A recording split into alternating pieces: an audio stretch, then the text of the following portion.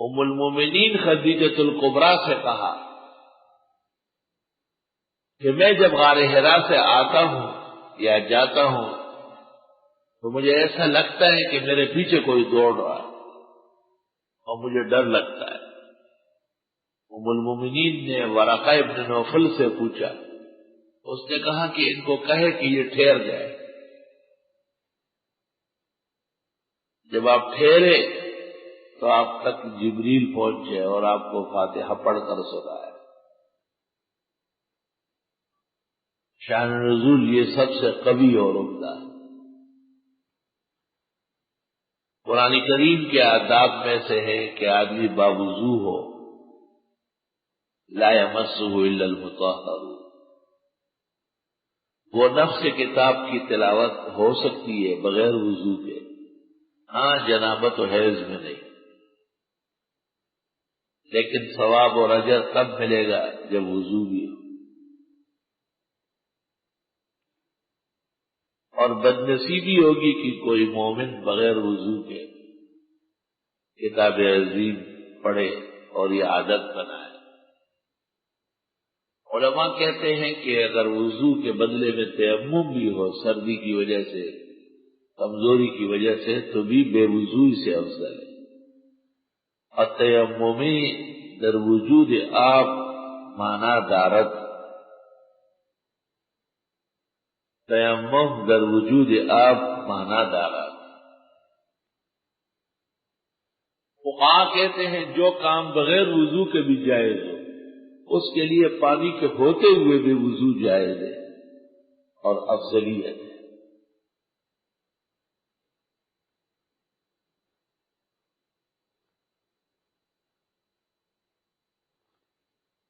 درس قرآن مہمات اعمال میں سے ہیں۔ سب لوگ باوضو، بلکہ جن کو عذر نہیں ہے وہ نہا دھو کے بیٹھے، اچھے کپڑے پہنے، خوشبو لگائے، مسواک کر لے وضو میں، نوافل شکر پڑھ لے کہ اللہ اپنی کتاب اور اپنے گھر میں بیٹھنے کی توفیق عطا فرمائے۔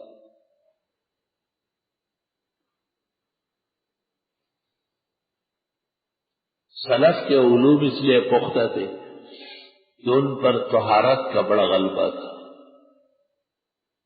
اور ثواب کی طلب بہت زیادہ تھی۔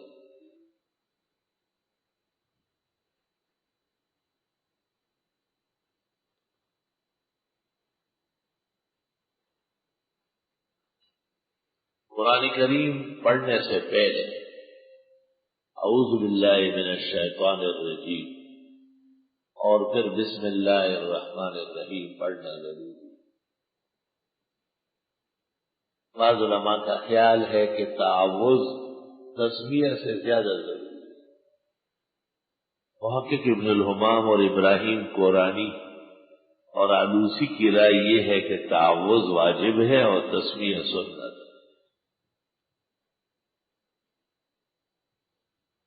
جمہور مفسرین، محدثین، فقہائے دین تعوذ اور تسمیہ دونوں کو سنت مستحبہ کہتے ہیں، لیکن بتفصیل فقہی ہے کہ تعوذ شروع میں ہے اور ایک دفعہ ہے، اعوذ باللہ من الشیطان الرجیم،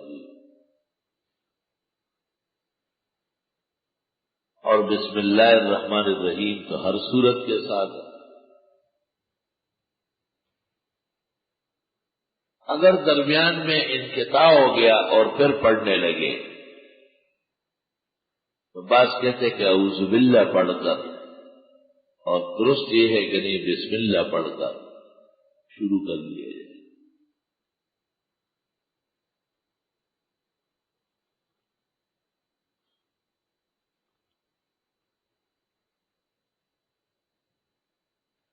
تلاوت جب اونچی آواز سے ہو تو تعوذ اور تسمیہ اونچی آواز سے ہو، اور تلاوت جب آہستہ ہو تو تعوذ و تسمیہ بھی آہستہ سننا ہے۔ البتہ نماز اس سے مستثنا ہے، اس میں تعوذ و تسمیہ دونوں سرن ہے، جہرن نہیں ہے. اور یہی تقریباً جمہور کا مذہب ہے، صرف شافعی اور بعض حجازی اس میں متفرد ہے کہ وہ فاتحہ سے پہلے بسم اللہ بالجہر کہتے ہیں، جبکہ حرمین شریفین میں اور کل عالم میں صرف فاتحہ بالجہر ہے، اس سے پہلے تعوذ و تسمیہ دونوں آہستہ ہے. تعوذ پہلی رکعت میں ہے، آئندہ رکعتوں کے اندر صرف بسم اللہ ہے. کہتے ہیں کہ فاتحہ سے پہلے بسم اللہ پڑھنا سنت ہے اور سورت سے پہلے بسم اللہ پڑھنا مستحب ہے. فتاوی عالمگیری کا خیال یہ ہے کہ فاتحہ سے پہلے مستحب ہے اور سورت سے پہلے صرف جائز.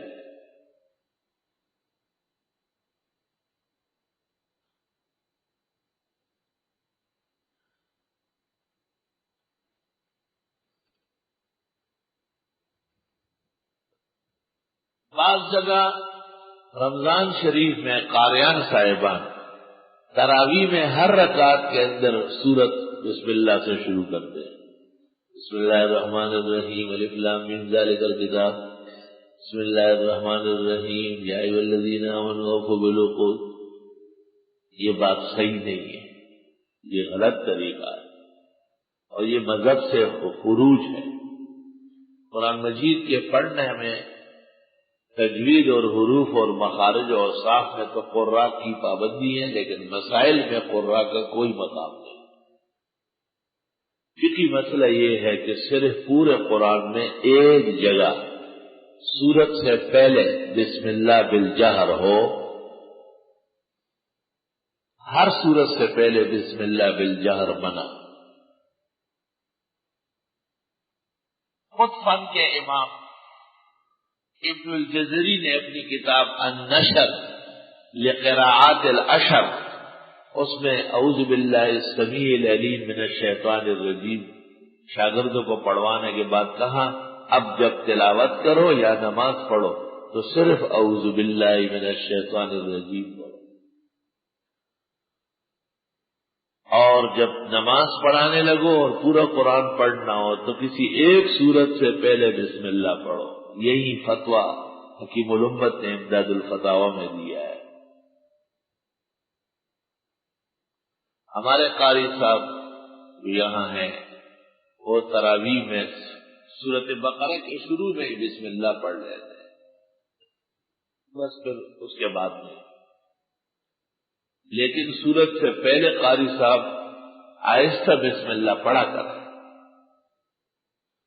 ہاں سورت توبہ یعنی برات کے شروع میں بسم اللہ نہ پڑھنا سنت طریقہ ہے، کیونکہ وہ مروی نہیں ہے، صحابہ کا اتفاق ہے. یہ سورت جس کے پاس بھی ملی ہے بغیر بسم اللہ کی.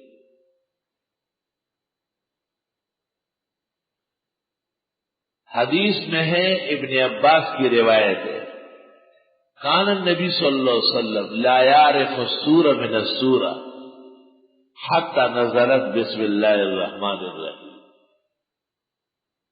حضرت سورتوں کے درمیان امتیاز میں گرانی محسوس کرتے تھے تو ہر سورت کے شروع میں بسم اللہ رکھ دیا گیا. نازل ایک دفعہ ہوا ہے اور حکم آیا کہ ہر سورت سے پہلے بطور علامت کیا رکھ لے بسم اللہ. ہر عمل کا کلمہ علیحدہ ہے. قرآن مجید شروع کرتے ہو تو اعوذ باللہ من الشیطان الرجیم بسم اللہ الرحمن الرحیم. جب کھانا شروع کرو گے تو صرف بسم اللہ بسم اللہ. اما الرحمن والرحیم لم یروى ولكن العلماء لا يعلمون ذلك يزاحمونكم فيه. سب ملنا حضرات کہتے ہیں کہ یہ عام کلمہ ہے، اس لیے بسم اللہ الرحمن الرحیم طعام شروع کرتے وقت جائز، صرف ابن الحاج مالکی کی رائے ہے المدخل میں کہ یہ بدعت ہے، اور صرف پڑھا جائے گا بسم اللہ، کبھی ایسا پڑھو کبھی ایسا پڑھو، اور بسم اللہ والا برکت اللہ ھذا اذا اکل معک مریض او المجذوب او رجل معیوب فتستعیذ باللہ من مرضه وشقواہ۔ خطرناک آدمی کھانا ساتھ کھا رہا ہے، آپ کہے بسم اللہ والا برکت اللہ تاکہ اس کے شر سے بچے۔ اس نے حسین ابن الجزری بس تبلیغیان ہر کھانے پر بسم اللہ والا برکت اللہ، یہ طعام کا کوئی بسم اللہ نہیں ہے، طعام کا بسم اللہ صرف بسم اللہ، اور عمومی روایات کی دلالت کی وجہ سے بسم اللہ الرحمن الرحیم کا جواز جمہور سے مروی ہے، اور بسم اللہ والا برکت اللہ جب مجذوم انسان ہو، جزامی، کسی کے جسم سڑا ہوا ہو، ہاتھوں سے پیپ بہ رہا ہے لیکن مجبوری ہے ساتھ کھانا کھانا ہے، تو آپ بسم اللہ والا برکت اللہ پڑھ لے، امید ہے وہ بیماری آپ کو کچھ نہیں کرے گی، اللہ آپ کو بچائے۔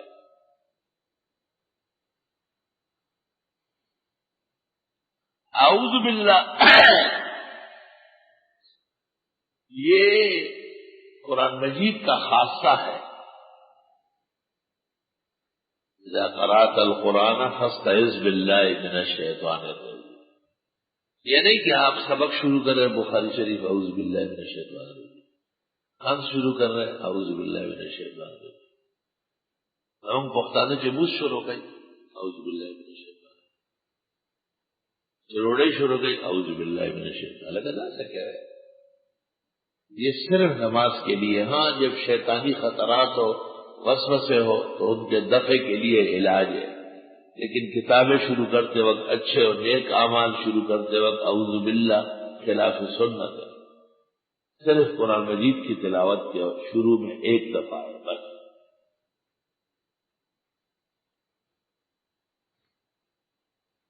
آز یعوذ اور ایک ہے لاز یلوذ، دونوں پناہ کے معنی ہیں۔ یا من اعوذ به مما اؤمله ومن الوذ به مما احاذره، متنبی کا شعر ابن کثیر نے نقل کیا، یا من اعوذ به فیما اؤمله،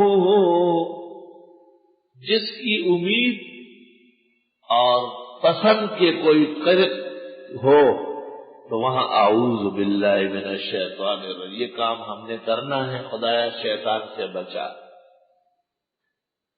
ومن الوذ به مما احاذره، اور جس سے بچنا اور ڈرنا بہت زیادہ ہو تو پھر فلاں مرتد ہو گیا، والعیاذ باللہ، خدایا ہمیں بچا، ہمیں اس سے بہت ڈر لگتا ہے۔ یا من اعوذ به فیما اؤمله ومن الوذ به مما احاذره،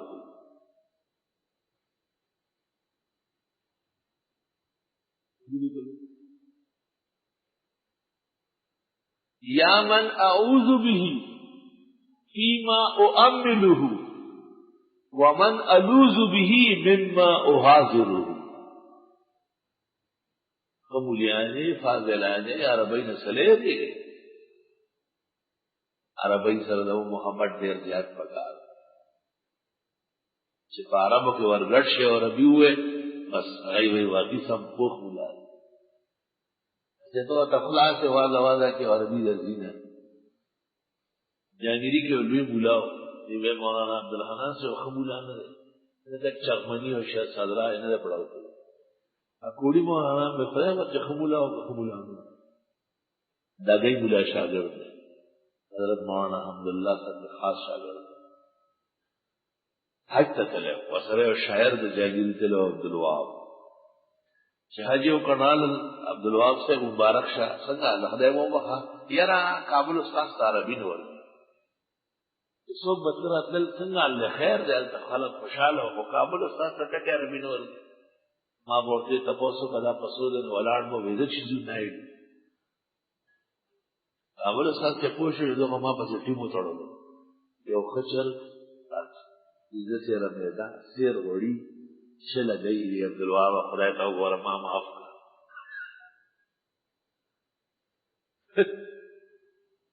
امیدہ کو چرگان رضا اخلاص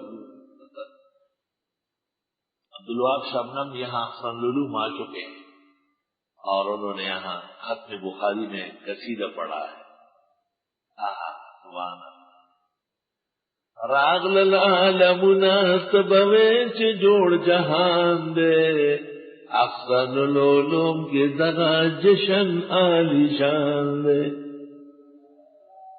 اے بھئی یو ڈاگئی صاحب دے چی سرتاج دا عالمانو دے بل حسن صاحب زڑترا تیر دا طالبانو دے گل عبدالحنان تا ہم اعزاز دا استاذانو دے نور ہم مقامی عالمانشتا تمام گلنا دی او شرف دا ہم تشریف روڑن کو میں پذان دے احسن العلوم کے دغا جشن عالی شان دے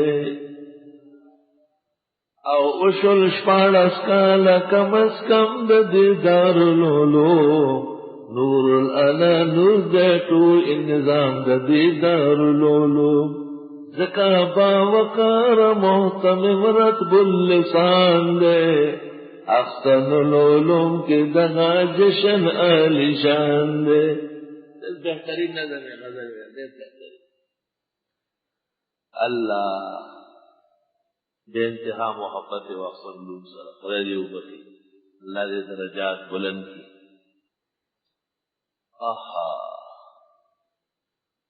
سارے علماء سے پڑھا ہوا تھا پنجیر مولانا کا خاص الخاص شاگرد بادشاہ گل صاحب کی بخاری میں شریک رہے کوڑا کھٹک مولانا عبدالحق صاحب ان کو چھوڑنے کے لیے دارالعلوم حقانیہ کے گیٹ تک آتے خود مولانا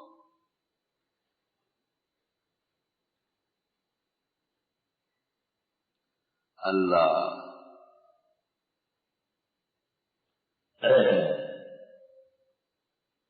تو میں نے یہ باتیں اس لیے کہی کہ ہمارے علماء و فضلاء بہترین عربی بولا کر تمہیں شرم نہیں آتی اسکول کا ٹیچر کالج کا لیکچرر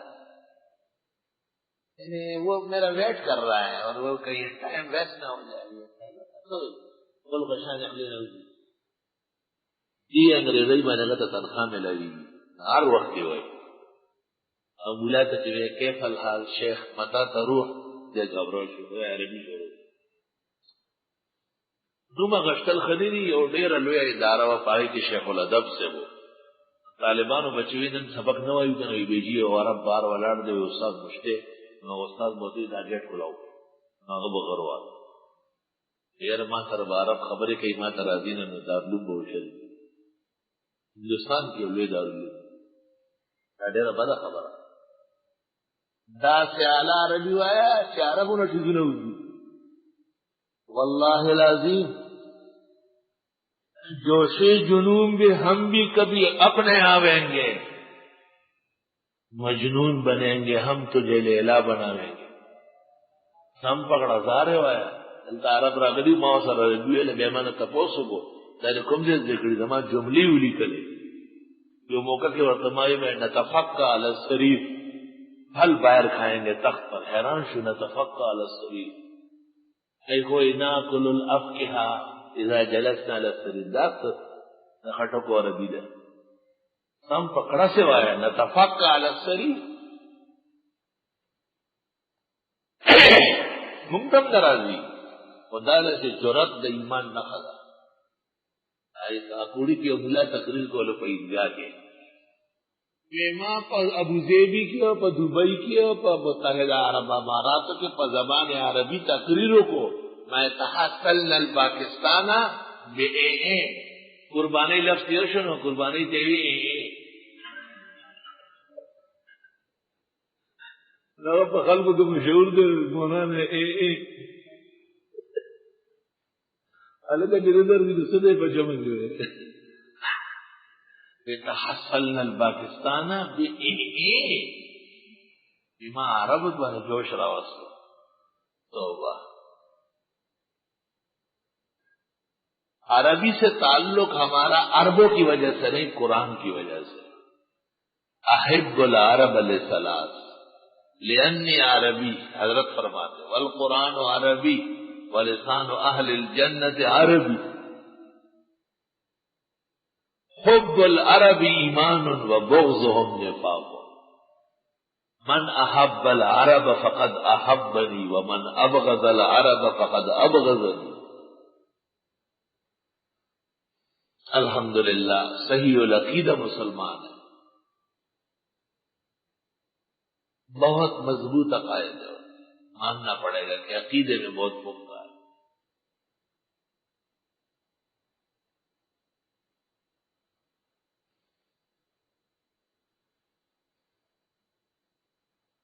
مولانا شیر علی شاہ ایک عرب کو قرآن شریف پڑھا رہے تھے مسجد نبوی میں.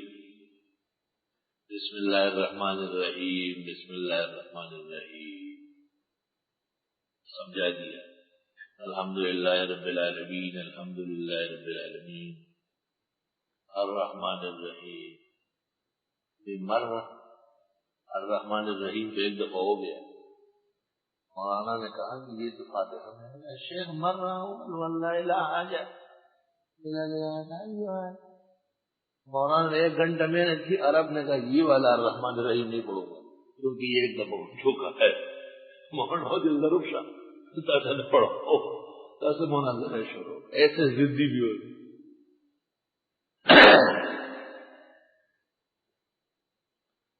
توبہ.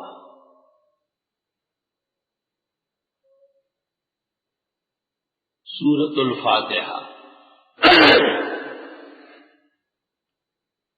نماز میں تو ضروری ہے، البتہ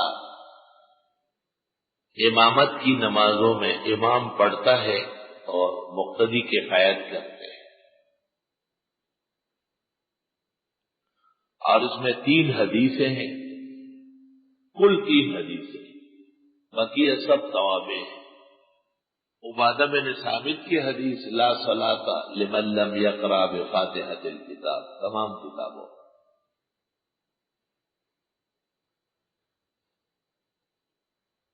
اور ابو موسیٰ اشعری کی حدیث مسلم میں اور دیگر کتب میں اذا قرأ فانصتوا، جب امام پڑھ رہا ہے تم خاموش رہو. اور جابر بن عبداللہ کی حدیث، اس کو سلسلۃ الذہب کہا گیا، سب فقہاء ہے اس میں. من کان لہ امام فقراءۃ الامام لہ قراءۃ. اکثر صحابہ امام کی ابتدا میں فاتحہ پڑھنے کے قائل نہیں تھے. ان میں عشرہ مبشرہ اور اکثر بدریین ہیں.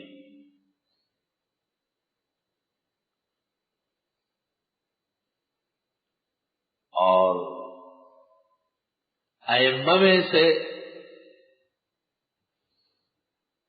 امام احمد، امام ابو حنیفہ، امام مالک قرات خلف الامام کے قائل نہیں.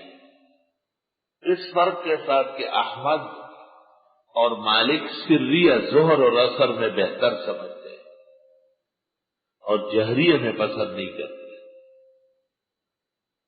امام اعظم کی فقہ میں 5 اقوال ہے، راجح یہ ہے جہری سری دونوں میں ایک جیسے ناجائز ہے، حرام ہے. فساد الصلاۃ کا قول ہے، مبسوط جلد اول صفحہ 129، من قرأ خلف الامام فسدت صلاۃ. امام کے پیچھے فاتحہ پڑھنے سے نماز فاسد ہو جائے گی.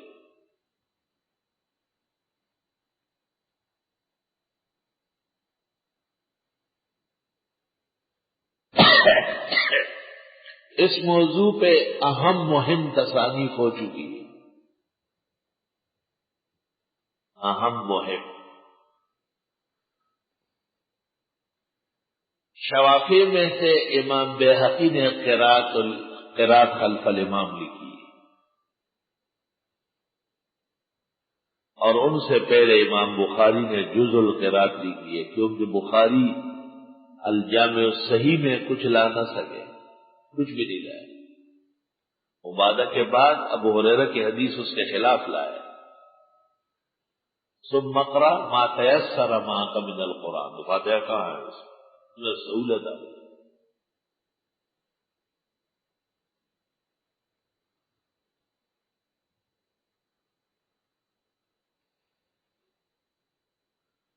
کوئی ایسی صحیح صریح حدیث نہ ملی جس میں امام کی اقتداء میں مقتدی کو فاتحہ پڑھنے کا کہا ہو۔ جتنی روایات ہیں سب مختل ہے، معلول ہے، غرائب اور ضعاف ہے، عبادہ کی روایت اور ابو ہریرہ کے علاوہ۔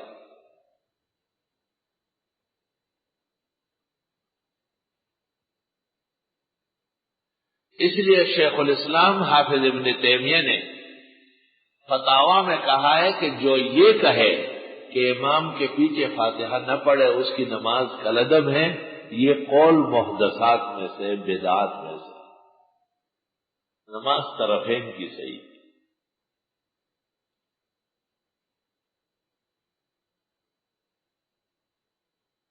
امام الاسر مولانا انور شاہ نے اس پر 2 کتابیں لکھی ہیں، ایک فارسی میں اور ایک عربی میں۔ ان کے شاگرد مولانا یوسف بنوری نے ان کا خلاصہ لکھا ہے، فصل الخطاب فی مسئلۃ القراءۃ خلف الامام۔ فصل الخطاب مولانا کہتے او قل لہ، یا یوں کہو کہ فصل الخطاب، فصل الخطاب جھگڑا ختم کر، فی القراءۃ خلف الامام۔ یہ علیحدہ بھی چھپی ہے حضرت کی کتاب، اور معارف السنن میں بھی موجود ہے۔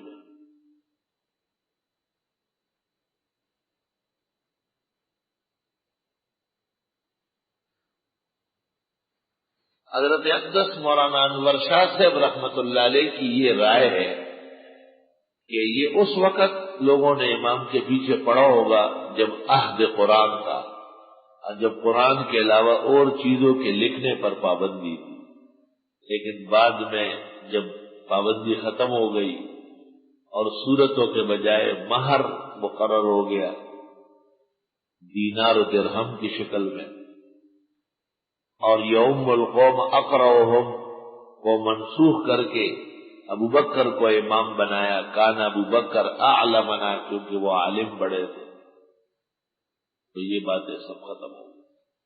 آخر ما استقر علیہ الامر ہوا ترک القراءۃ خلف الامام، والمسألة مبسوطة في محلها، ومن شاء التفصيل والتدليل فعليه أن يراجع إلى غيث الغمام، إلى غيث الغمام في القراءة خلف الإمام لعبد الحي اللكنوي، أو إلى فصل الخطاب لإمام الأزهر أنور شاہ الکشمیری، أو إلى فصل الخطاب أو فصل الخطاب لأستاذنا وشيخنا مولانا البنوری، اور اردو دان طبقے کے لیے امام اہل سنہ محقق الازہر مولانا سرفراز خان شفاهم اللہ شفاء عاجلا وبارک اللہ فی حیاتہم القیمہ، ان کی کتاب احسن الکلام